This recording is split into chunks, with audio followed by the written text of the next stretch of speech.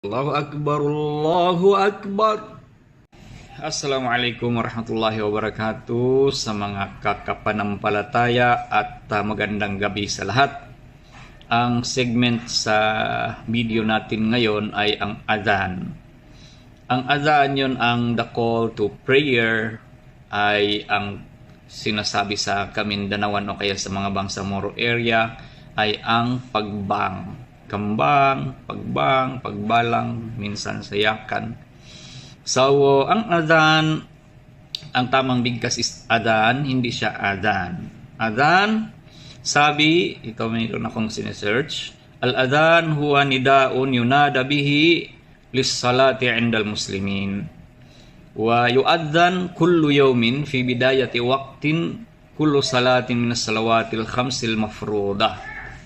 Ang ibig sabihin ng adhan, yon ay ang pangtawag sa pagdarasal, pagsasala sa mga kamusliman at inaadhan siya. Yuadhan kullu yawmin, inaadhan siya, binibigkas siya every day, bawat araw sa pagpasok ng oras ng pagsasala sa 5 times a day na pagdarasal. So usually sa moske, sa masjid, o kaya sa mga area na kung saan may tatawagin ka para pupunta, sumali sa pagdarasal, kahit hindi sa moske.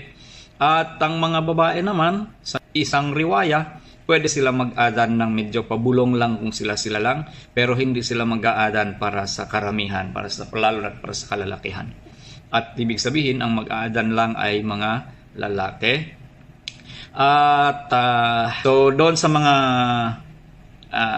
kapatid na madalas nag-aadhan sa mga iba't ibang area na kailangan mabigkas din natin ng tama, ng maayos, kasi ang Rasulullah sallallahu alaihi wasallam, kaya si Bilal ang nauutusan niya mag-adhan, kasi raw si Bilal ang maganda at malakas na boses. So at maayos magbigkas ng pag-adhan. So kaya kailangan din po sa mag-adhan na itama natin ang bigkas at maayos din. Hindi naman parang kambing na nasasakal ng nakakairita sa mga, lalo na sa mga area natin ng magkahalo, may mga ibang religion katabi ng moske. So para hindi sila naiirita sa pag-adhan, para lalo silang maingganyo. Kaya dapat ang mag-aadhan din ay mag-practice ng maayos at yung may maganda at maayos na boses. Yun na nga, kasi parang medyo yung mga comments, mga reactions doon sa pag-aadhan ni Brother Senator Robin Abdulaziz Padilla. Nung unang ginawa niya sa Senate, para sa akin it was okay, kasi naalala ko tuloy ang kwento ng nabanggit sa Quran nung si Propeta Ibrahim na itayo niya ang Kaaba, ang Holy Mecca. Tapos sinabi ng Allah sa kanya, na'udzubillahi minasyaitanir rajim, wa'adhin fin nasi bil hajji ya'tuka rijalan wa ala kulli dhamirin ya'tina min kulli fajjin amiq.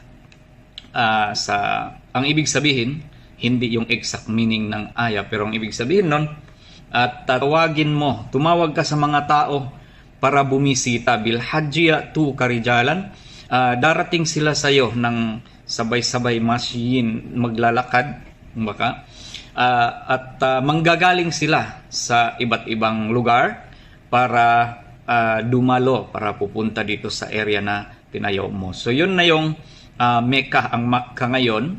Doon nagsimula ang salitang adhan at ginamit siya as command, wa'adhin, at mag-adhan ka. So nang ginawa ni Brother Robin sa Senate sa simula, sabi ko maganda to, kasi yun ang simula niya, at parang kung baka yun ang relate ako doon sa ginawa, sa nagawa ni Propeta Ibrahim. Pero itong pangalawang adhan ni Brother Robin, tapos ang dami nang nagsilabasa ng mga comments at ang mga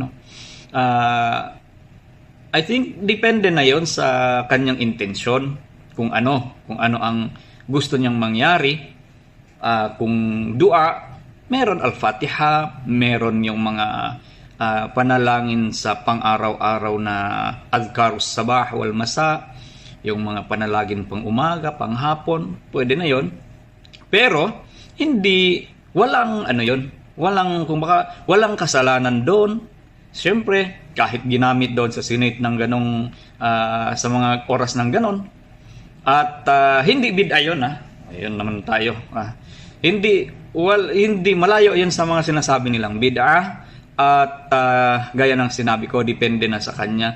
Depende na yun sa intention kung ano ang dahilan kung bakit ginawa ni Brother Senator Robin Padilla, at hindi naman siya as in makuhanan ng malaking balas, malaking pahala.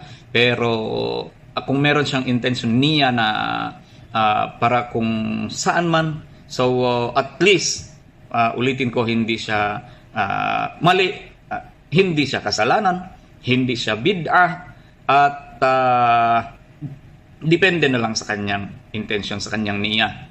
So at tayo, sa mga occasions, sa mga events, hindi na tayo pwede gumaya ng ganun kasi wala naman talaga sa rules ng sa patakaran ng pag-aadan yung ganun. Okay, so yun po, at please, malinaw. At sa mga iba na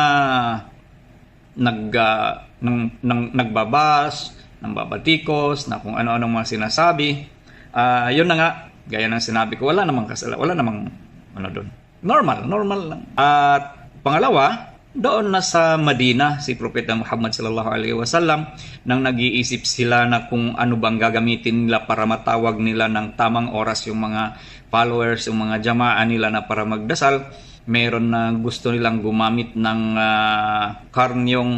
yung gumamit ng yung parang ginagamit ng Yahud papatunugin yung sungay ng baka, o kaya gagamit sila ng bell hanggang napanaginipan. Parang si Abdullah bin Zaid na naginip na may nagturo sa kanya kung paano gamitin, anong sasabihin nila sa pag-aadhan. Hanggang ganon din si sahabi Amr ibn al-Khattab na nagsabi kay Propeta, same sila ng panaginip. Tapos at doon na kung kailan talaga nagsimula ang pag-aadan sa panahon ni Propeta Muhammad sallallahu alaihi wasallam. At pangatlo, kung kailan gagamitin ng adhan, pag may bagong pinanganak, may bagong panganak na lalaki, mag-aadan ang tatay o kaya sinong lalaki na mag-aadan dito sa bandang kanang tinga ng bata. Ngayon, upang gumising siya na maririnig niya ang adhan. Yun ang turo ng Propeta Muhammad sallallahu alaihi wasallam. So sa next video related dito, at subukan natin bigkasin ng tama, o kaya pwede naman po kayong makinig sa mga radio, sa mga social media na merong kung paano yung tamang pagbigkas ng adhan.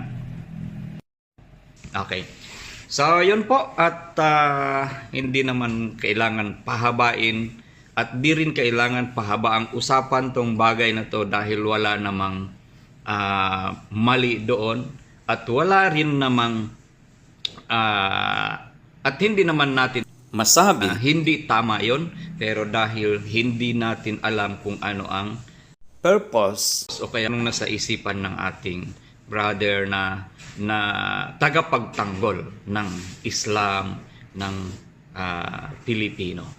Ayun po, salamat sa lahat.